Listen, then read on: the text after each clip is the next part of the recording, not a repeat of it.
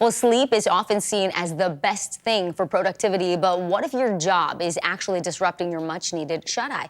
A new study examining how job design impacts worker sleep patterns found people who work sedentary jobs face a 37% higher risk of insomnia. We're talking about 80% of the current United States workforce. So essentially anyone in a job that involves minimal physical activity or sitting for long periods of time. Thankfully, we have our NBC News medical analyst, friend of the show, Dr. Vin Gupta here. Dr. Gupta, what is the connection between being sedentary and having poor sleep? Well, Morgan, what seems to happen is people just aren't tired. Their bodies are not fatigued enough. They're not walking around expending enough energy. And then it turns out they can't really fall asleep and have deep sleep. And that's where we're having irregular sleep. Most people that work night shifts or have these sedentary jobs are having irregular sleep because they're not tired enough. Interesting. And really that's at the heart of this. That makes a lot of sense, actually. How do these sleep patterns play into your overall health? I always joke that sleeping is the only form of exercise that I get, but I cherish my sleep. And what matters more, the quality or the quantity? Quality. So all things being equal, quality, better even if you can't hit that 7 hours, which is that threshold that we really want.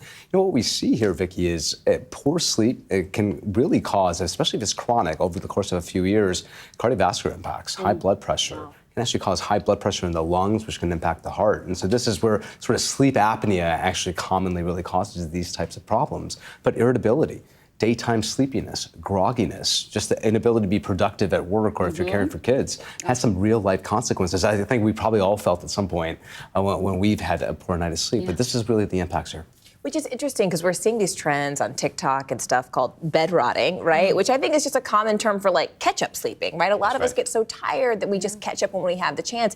Is that bad for you, or is that a decent strategy? It's okay to do, periodically. But if this is something where you're just basically not getting any good, high-quality sleep, where you're feeling restored in the morning throughout the week, and this is something you have to do catch-up sleep on the weekend, that's going to take its toll, Morgan, over the course of time, because it turns out chronic catch-up sleep is as bad as insomnia every single day. Really? Got it. So you want consistent sleep. Wow, that's very consistent sleep, absolutely. And so this is where, if you're sedentary at work, it's still pricey, but those walking treadmills, if you have an office job. Guess who has one? They're actually not that expensive. They're not that expensive. $300, you can get a little walking pad, and they work. And so that's one thing. Taking the stairs is an option.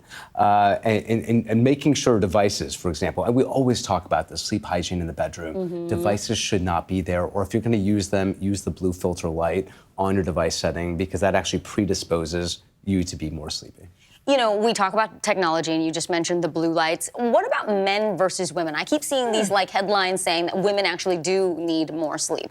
There's some evidence suggesting women probably need on the order of 8 to 10 hours, men maybe 7 to 9. That resonates with me. It does, me too. I'm here +1, cosign. Yeah, that jives with us. Sign me up. But lots of reasons potentially why. I don't think we really understand why, but there is that gender difference potentially. Like so many of our magic, you guys just don't understand. Even the doctors don't have the answers to our magic. That's right. It's on brand, Dr. Gupta. But it is important. I think everybody needs to do a sleep check-in. And if they're feeling daytime grogginess or just feeling like they need catch-up sleep, we don't talk about it. But if they are identifying themselves as, gosh, I need to sleep when my child sleeps, if you're a parent, on Saturday and Sunday, that's something, exactly, Morgan. That's something that you need to do a deep dive on, because that means you're probably not getting good sleep Monday to Friday. Oh, I religiously sleep with my child. It's also the best snuggles. It's the best snuggles. I religiously sleep at her nap time. All right, Dr. Vin Gupta, we appreciate it. Thank you so much. Love when you visit us. Thanks, Dr. Gupta. Thank you. Stay with us, folks. You are watching NBC News Daily. That was